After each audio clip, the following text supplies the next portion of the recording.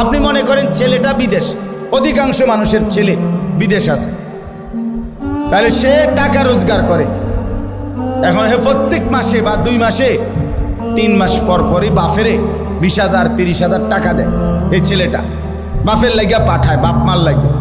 এখন কোরবানির সামনে এই উপলক্ষে ছেলেটা 30,000 টাকা পাঠাইছে, অথবা অন্যান্য বারের চাইতে 5,000 বেশি পাঠাইছে।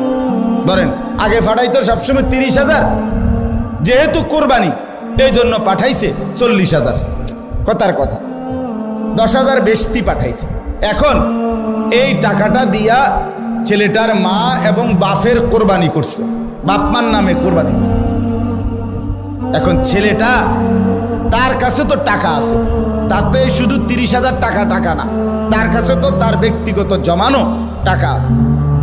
তো তার কাছে তো অবশ্যই 52,500 টাকার অতিরিক্ত টাকা তার কাছে ব্যাংকে হোক যেখানে হোক তার কাছে জমা আছে না?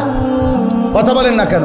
তাহলে এই ছেলেটার উপরে কোরবানি ওয়াজিব কিনা বলেন না?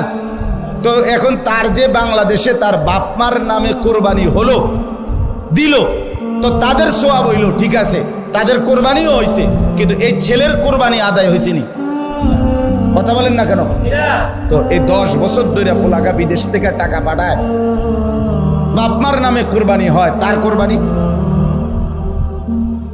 সে তো গুনাহগারই থেকে গেল।